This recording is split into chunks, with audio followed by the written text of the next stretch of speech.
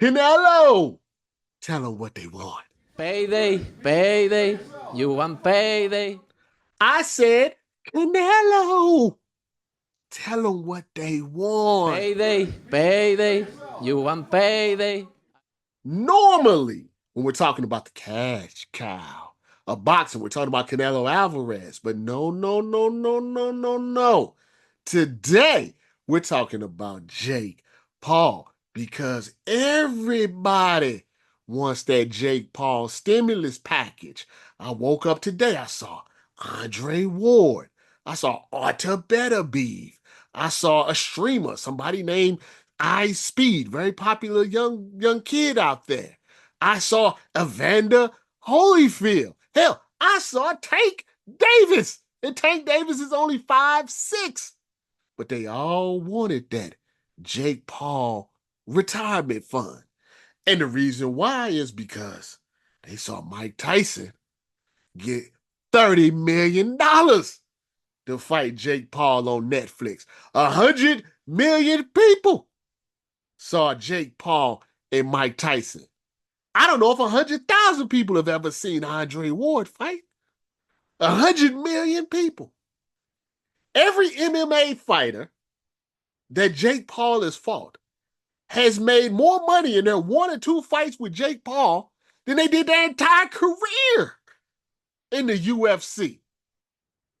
That would frustrate me to see Dana White on Air Force One with Donald Trump doing the dance, talking about how he's blowing $1, $2, $3 million at the casino while he's paying me $35,000 and my eyes falling out of my head from the octagon. So yeah, I understand. I'm not hating.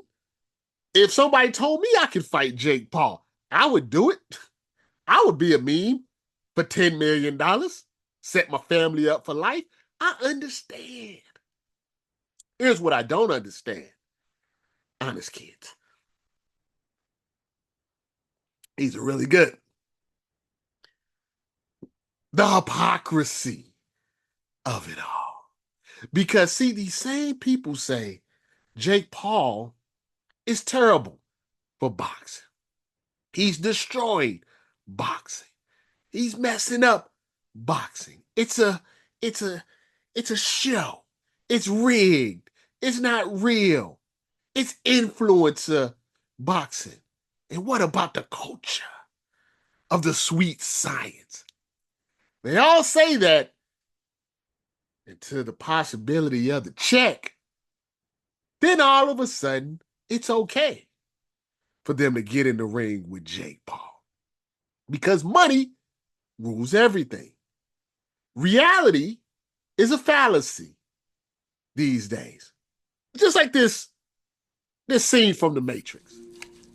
Do we have a deal, Mr. Reagan? You know, I know this steak doesn't exist. I know that when I put it in my mouth, the Matrix is telling my brain that it is juicy and delicious.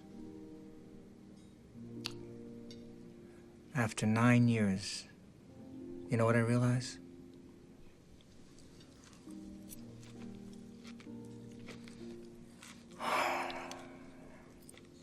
Ignorance is bliss. This is the reality that we're living in the not so United States of America. We know that certain people are con men. We know certain things are fake. We know that certain celebrities are idiots. We know that we're being conned, that we're being taken advantage of. We don't care. Steak still tastes good, even though we know it's not real. You know, when Jake Paul and Mike Tyson announced they were going to fight, what type of fight it was going to be. Mike Tyson is almost a 60-year-old man who's been beaten the head for the first almost 30 years, 30, 35 years of his life, has multiple health issues, has to get around with a wheelchair, needs a cane, had a bleeding ulcer. You knew in your mind how this fight was going to go, but you didn't care because you care more about the fantasy than the reality. You say you care, but you don't. And the reason that I know this is because Mike Tyson and Jake Paul was the most bet on boxing match of all time, and most of the money was on Mike Tyson. We prefer the Matrix. We prefer the fantasy.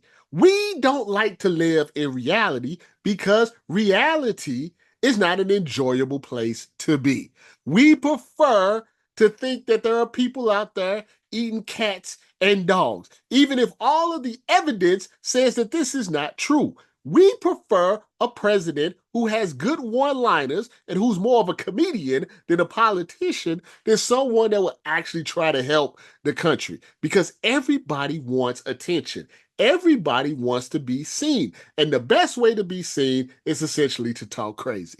That's the best way to be seen. Talking normal, talking rational, trying to have intelligent conversations is not the way to be seen in 2024. Acting a fool is the best way for you to be seen in 2024. And it's monetized.